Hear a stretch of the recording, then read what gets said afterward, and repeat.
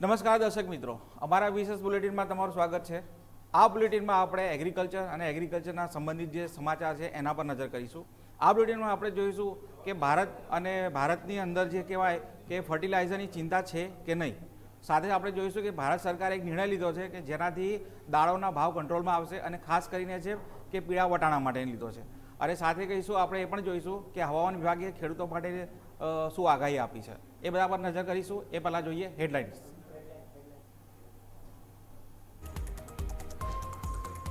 ભારત અને શ્રીલંકામાં ખાતરની અછતના કારણે ખેડૂતોમાં ચિંતા। ઈરાન યુદ્ધના કારણે તેલ અને ગેસ સપ્લાય પર પડી અસર। સ્ટેટ ઓફ હોર્મુઝ બંધ થવાથી વૈકલ્પિક સપ્લાય ચેન ખોરવાઈ। ભારત સરકારે પીળા વટાણા પર ડ્યુટી ફ્રી આયાતની મુદતમાં કર્યો વધારો। નવી સમય મર્યાદા 31 માર્ચ 2027 સુધી કરાઈ। આ નિર્ણયથી બજારમાં સપ્લાય સ્થિર રહેવાની સંભાવના। રાજ્યના ખેડૂતો અપનાવી રહ્યા છે પ્રાકૃતિક ખેતી। ખેડૂતો આપી રહ્યા છે રાસાયણિક ખેતીને તિલાંજલિ। પ્રાકૃતિક ખેત પેદાશો શુદ્ધ અને સાત્વિક સાથે કરાવી રહી છે ખેડૂતોને મોટો નફો। રાજ્યના ખેડૂતો માટે ચિંતાજનક આગાહી હવામાન વિભાગે કરી। 7 એપ્રિલ સુધી રહેશે માવઠાનું સંકટ। હવામાન વિભાગની આગાહીથી રાજ્યના ખેડૂતો ચિંતિત। રાજ્યમાં વેસ્ટર્ન ડિસ્ટર્બન્સ થઈ રહ્યું છે સક્રિય।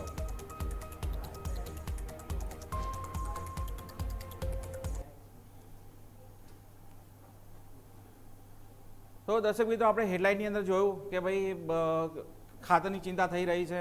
સાથે તમે જુઓ તો હવામાન વિભાગે આગાહી કરી છે, જેનાથી ખેડૂતોની ચિંતિત થઈ રહ્યા છે। પણ એ પહેલાં આપણે જોઈએ તો ફ્યુચરમાં જે ફ્યુચરની કમોડિટી છે એની અંદર NCDX ઉપર શું ચાલી રહી છે કમોડિટીની, એના પર નજર કરીએ તો સૌથી પહેલાં આપણે કેસ્ટર સીડની વાત કરીએ તો કેસ્ટર સીડનો જે ભાવ દેખવા જઈએ તો 6,460 આસપાસ જે છે એમાં મોટો ઘટાડો જોવા મળી રહ્યો છે।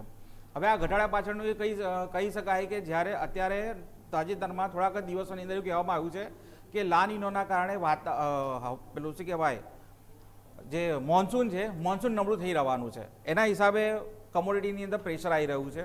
સાથે જોવા જઈએ તો કોટન કેકની અંદર છે, કોકૂળની અંદર પણ છે, એની અંદર પણ મોટો એવો છે કે ઘટાડો દેખાઈ રહ્યો છે અને ઘટાડો છે સારો એવો 1% સુધીનો દેખાઈ રહ્યો છે। અને બીજી વાત કરીએ તો ગુવાર ગમ અને ગુવાર સીડની અંદર તો તેજીનો માહોલ છે બરાબર બની રહ્યું છે। દેખવા જઈએ તો ગુવાર ગમની જો ભાવ વાત કરીએ તો ગુવાર ગમની અંદર 11,078 સુધીનો ભાવ બોલાયો હતો, જે ગયા અઠવાડિયે જો ભાવ જોવા જઈએ તો એ 10,000 સુધીનો રમતો હતો અને એક અઠવાડિયાની અંદર 1,000 સુધીનો ભાવ વધી ગયો છે ગુવાર ગમની અંદર। અને એની અંદર જોવા જઈએ તો 1.55% સુધીનો વધારો જોવા મળ્યો, એટલે ઉછાળો જોવા મળ્યો છે। અને ગુવાર સીડની જો વાત કરીએ તો ગુવાર સીડની સાથે એમાં પણ છે એની અંદર છે 0.80% વધારો જોવા મળ્યો છે। અને જીરાની જો વાત કરીએ તો જીરાનું ફ્યુચર છે એ ધીમે ધીમે કહેવાય ને કે આગળ તેજી પકડી રહ્યું છે। જો જીરાની વાત કરીએ તો જે 20,000 ને 21,000 આસપાસ રમતું હતું, હવે એની અંદર પણ 1,000 સુધીનો વધારો છે એ જોવા મળી રહ્યો છે। અને એની અંદર જોવા જઈએ તો 22,110નો ભાવ બોલાઈ રહ્યો છે। આ જે ટ્રેડ બોલાઈ રહ્યો છે, જે ભાવ બોલાઈ રહ્યો છે, જે સોદો થઈ રહ્યો છે 20 એપ્રિલનો બોલાઈ રહ્યો છે।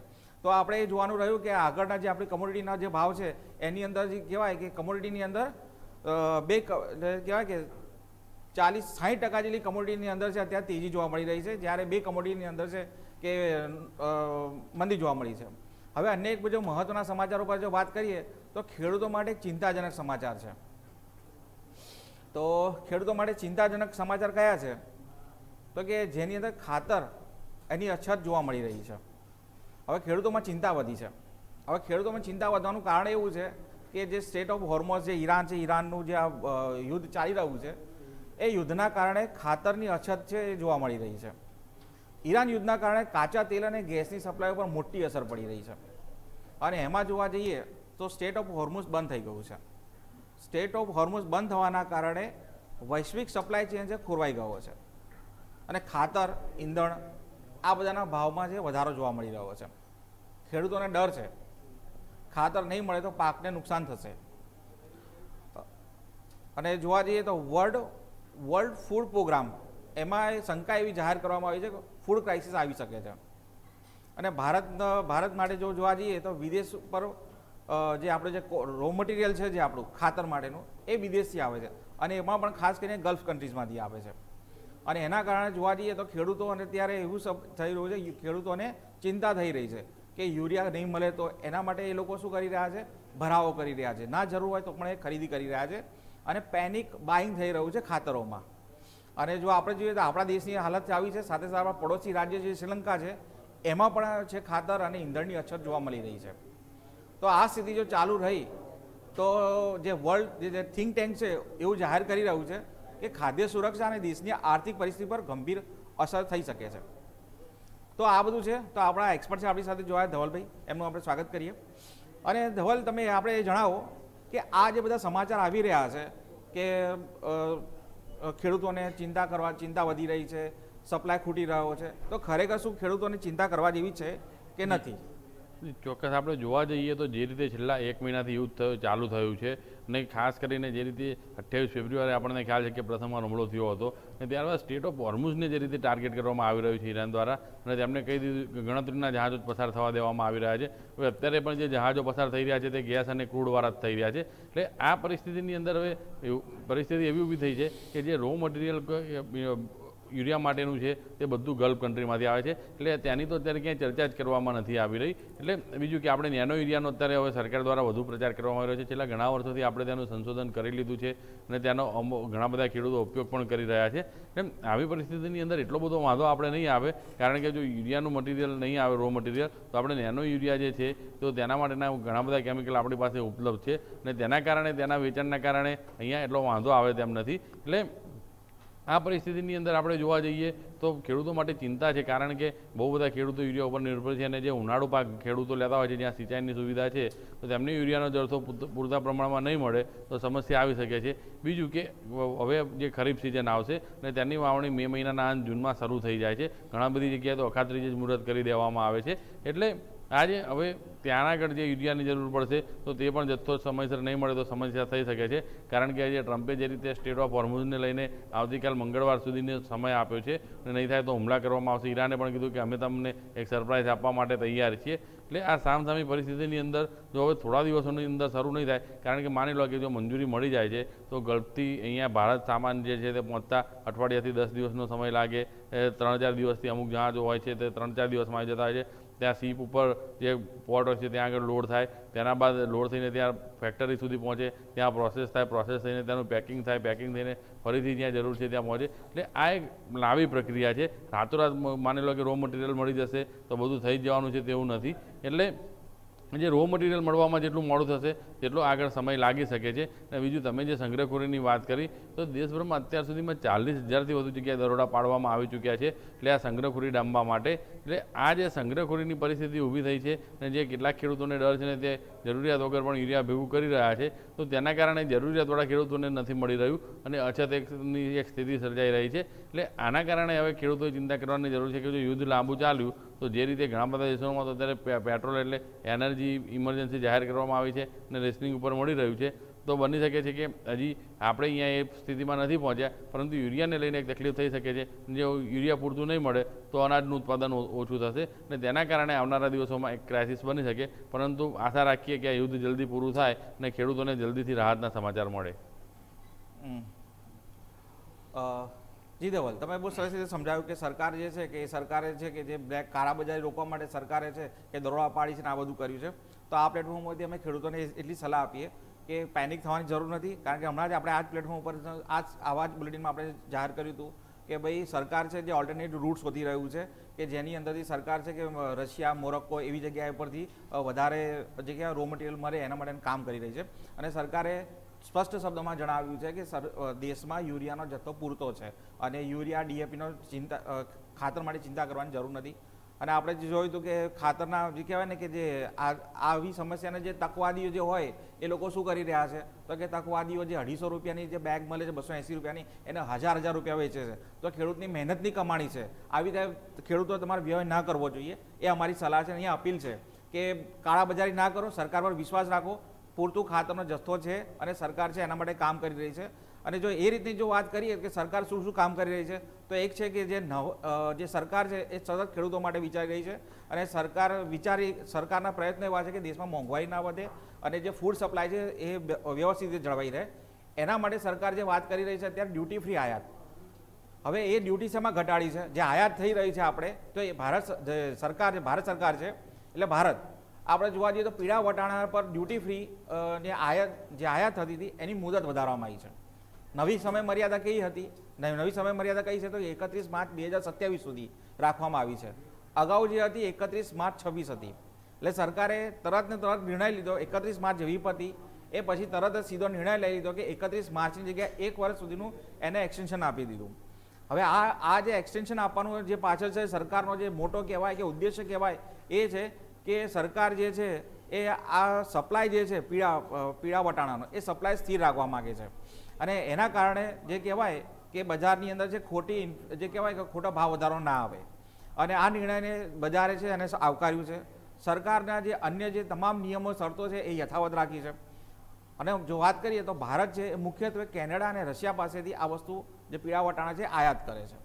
અને આ પાછળ જોવા જઈએ તો દાળના ભાવ નિયંત્રિત રહેશે અને મોંઘવારીમાં ઘટાડો થાય એ મહત્વપૂર્ણ છે અને ઘટાડો થશે. તો ધવલભાઈ અહીંયા આપણે એક વસ્તુ સીધી કરીએ કે આ સરકારનો નિર્ણય છે એ જે મોંઘવારી છે એને કાબુ લેવા માટે લેવામાં આવ્યો છે એ સરાહનીય છે.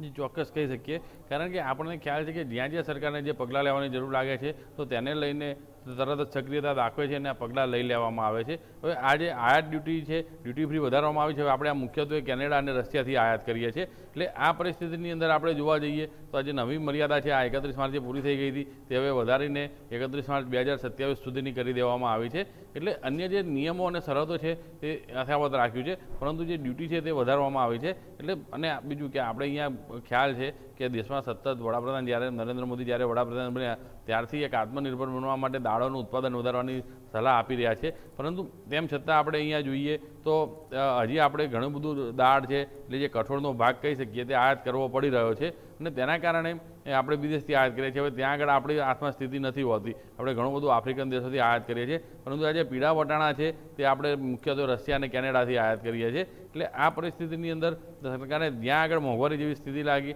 તો તરત જ આ નિર્ણય લઈ લીધો છે અને તેને જે નિયમો છે તે યથાવત રાખીને આ ડ્યુટી ફ્રી વધારી દેવામાં આવી છે. જેથી કરીને એક અત્યારે જે યુદ્ધોને લઈને મોંઘવારી વધવાની આશંકા છે તો તેની વચ્ચે આ નિર્ણય ખેડૂતોને અને બીજું કે ખાસ કરીને નાગરિકોને થોડુંક રાહત આપી શકે છે.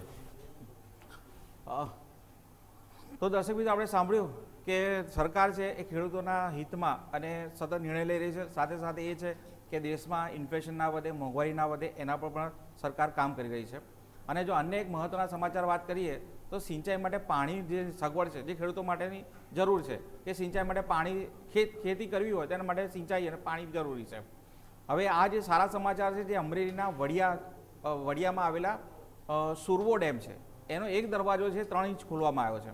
હવે એની પાછળ સરકાર એના માટે તંત્રની દલીલ એવી છે કે મેન્ટેનન્સ માટે દરવાજાનું રિપેરિંગ માટે તંત્ર દ્વારા નિર્ણય લેવામાં આવ્યો છે. આ મહત્વનો નિર્ણય કહી શકાય, કારણ કે દેખવા જઈએ તો ઉનાળાના સમયની અંદર જે ખેડૂતોને પાણી જોઈએ છે સિંચાઈ નીચાણવાળા વિસ્તારમાં મળતું થઈ જશે. અને વાત કરીએ તો તબક્કાવાર કુલ 55 મેટ્રિક ફીટ ક્યુબિક પાણી છોડવામાં આવશે ડેમમાંથી. હાલ અત્યારે ડેમના 8 ફૂટ પાણીનો જથ્થો છે. તંત્ર દ્વારા નિકાલ કરવામાં ધીમે ધીમે આવી રહ્યો છે. અને ભર ઉનાળે નદીમાં પાણી વહેતું થતાં નીચાણવાળા વિસ્તારોમાં ખેડૂતોને સિંચાઈનું સગવડ મળશે અને આનાથી ખેડૂતોને મોટો ફાયદો થશે. એટલા જોવા માટે જોઈએ તો ખેડૂતોને સારો એવો ફાયદો થઈ જશે સિંચાઈથી. અને અન્ય એક જો સમાચાર વાત કરીએ જે આપણે કહેવાય ને કે મુહિમ છે આપણી રાજ્યપાલની પ્રાકૃતિક ખેતી. હવે પ્રાકૃતિક ખેતી છે એના જે ફાયદા છે એ ઓર્ગેનિક ખેતી એના ફાયદા જે આપણે છે એ આપણે જે રાજ્યપાલ છે આચાર્ય દેવવ્રતજી એ સતત કહી રહ્યા છે કે એના શું ફાયદા છે, ખેડૂતો એનો અપનાવવી જોઈએ, ઝેરમુક્ત ખેતીમાંથી મતલબ કે મુક્ત થવું જોઈએ. પ્રાકૃતિક ખેતી કરવાથી શરીરને પણ ફાયદો થાય છે, સામે ખેડૂતોને પણ ફાયદો થાય છે. હવે આપણે જે વાત કરીએ તો પ્રાકૃતિક ખેતીમાં શેરડીથી ગોળ બનાવવામાં આવે છે અને જે ગોળ છે સ્વાસ્થ્યવર્ધક હોય છે. હવે આ ગોળ છે એ રાસાયણિક ખાતર જે કહેવાય કે રાસાયણિક ખાતર કે ઝેરી દવાનો ઉપયોગ થતો નથી. એ સારું કહેવી શકાય. અને પ્રાકૃતિક ગોળનો જે સ્વાદ છે એ મીઠો હોય છે. રોગપ્રતિકારક શક્તિ પણ એમાં સારી એવી હોય છે. અને પ્રાકૃતિક ખેતીથી બનેલો જે ગોળ છે એની જે ગુજરાતમાં જે ગોળ બને છે એની માંગ ક્યાં સુધી જાય છે તો મુંબઈ, બેંગ્લોર અને હૈદરાબાદ સુધી જાય છે. અને ખેડૂતો અને ગ્રાહકો વચ્ચે સીધો સંબંધ બને છે. એના કારણે જે વચેટિયાઓ છે એ વચેટિયાઓની મુક્તિ મળે છે.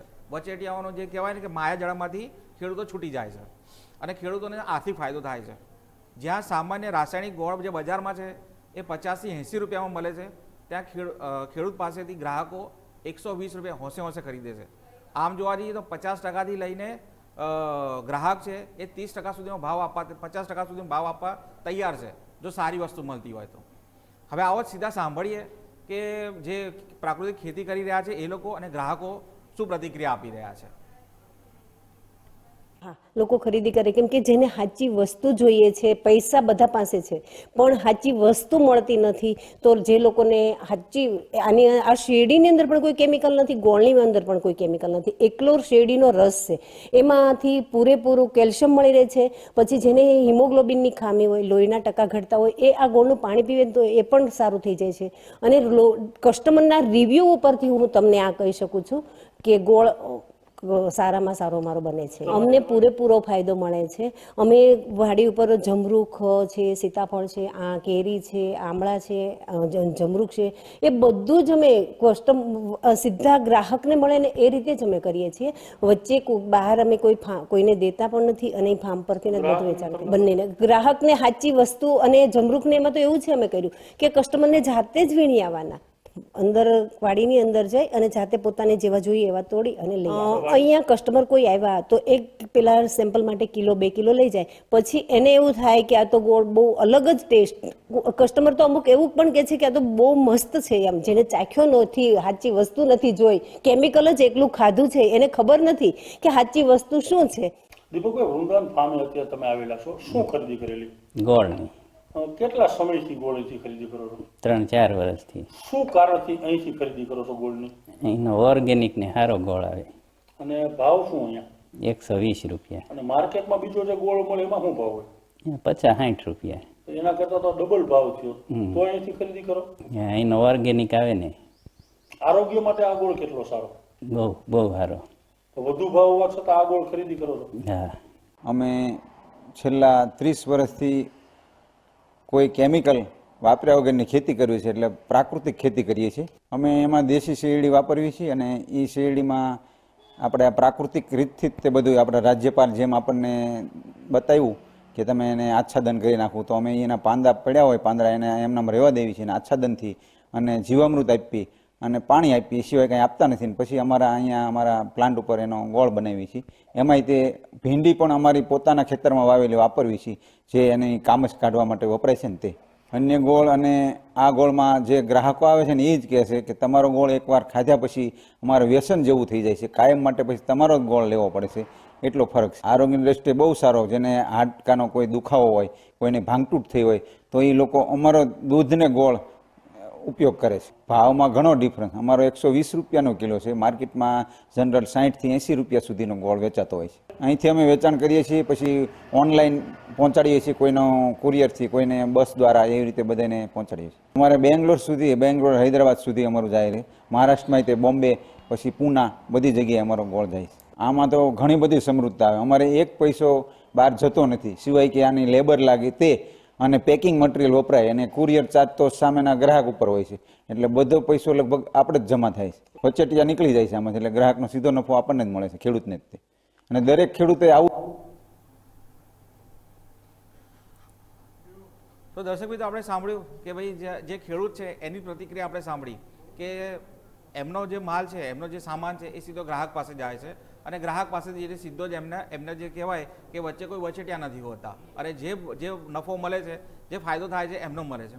અહીંયા એક બીજી મહત્વની વસ્તુ છે કે સામાન્ય જે ગોળ છે એ 80 રૂપિયાથી લઈને 90 રૂપિયા સુધીનું મળે છે, જ્યારે આમનો ગોળ છે, ઓર્ગેનિક ગોળ છે, એ છે 120 રૂપિયા પણ ગ્રાહકો હોંશે ખરીદે છે. એટલે જ્યારે ચોખ્ખી કહેવાય, એક વસ્તુ સ્પષ્ટ છે કે જ્યારે ગ્રાહકને કોઈ ચોખ્ખી શુદ્ધ વસ્તુ, સાત્વિક વસ્તુ મળશે તો એના થોડોક પ્રીમિયમ પ્રાઇસ હશે તો એ પણ આપવા તૈયાર હશે. અહીંયા દેખવા જઈએ ને તો આપણા જે ગુજરાત સરકારની જે મુહિમ છે જે પ્રાકૃતિક ખેતી માટે, અને તાજેતરમાં આપણે આ સમાચાર પણ હમણાં કવર કરેલા છે કે રાજ્ય સરકારે 500થી વધુ ગામડા છે જે પ્રાકૃતિક ખેતી માટે નક્કી કરેલા છે અને ત્યાં સરકાર ધીમે ધીમે પોતાનો વ્યાપ વધારી રહી છે અને સરકાર ખેડૂતોને ઓર્ગેનિક ફાર્મિંગ માટે વાળી રહી છે અને ઓર્ગેનિક ખેતીના ફાયદા તમે જુઓ તો કેટલા બધા થઈ શકે. ખેડૂતને એક તો મોંઘા બિયારણ લાવવા નથી પડતા, એના જે દેશી બિયારણ છે એ જ વાપરવાના રહે છે. સાથે જોવા જઈએ તો એને જે કહેવાય કે પ્રીમિયમ પ્રાઇસ પણ મળી રહે છે અને બીજી વસ્તુ કે જે એના ફાયદા ગ્રાહકો સુધી પહોંચે છે. ગ્રાહકોને એક શુદ્ધ સાત્વિક વસ્તુ મળે છે અને જે સ્વાસ્થ્યવર્ધક વસ્તુઓ છે એ વસ્તુ એમને મળતી થાય છે. તો આ બધી વસ્તુઓ છે તો પ્રાકૃતિક ખેતીના કહેવાય ને કે અનેક ફાયદા છે, એ તમે દર્શક મિત્રો જુઓ તો. અને બીજી વસ્તુ કે કોઈ પણ જાતનું શરીરમાં કેમિકલ જતું નથી, એટલે કેમિકલ ન જવાના કારણે બીજું જુઓ તો કોઈ જાતનું અન્ય બીમારીઓ થતી નથી અને જે બીમારીઓ હોય અને પ્રાકૃતિક તમે ખોરાક ખાઓ તો બીમારીઓ છે એમાં સુધારો પણ થઈ શકે છે અને ધીમે ધીમે બની શકે બીમારીઓથી તમે મુક્તિ પણ મળી શકે છે. તો આ બધી વસ્તુ છે. અને દર્શક મિત્રો બીજો એક વસ્તુ વાત કરીએ તો આજે ખેડૂતો માટે એક ચિંતાજનક જે સમાચાર છે જે હવામાન વિભાગે જાહેર કર્યું છે. હવે ખેડૂતો માટે ચિંતા શું વ્યક્ત કરી છે તો ખેડૂતો માટેની ચિંતા એવી છે કે રાજ્યમાં માવઠાની સંભાવના વ્યક્ત કરી છે.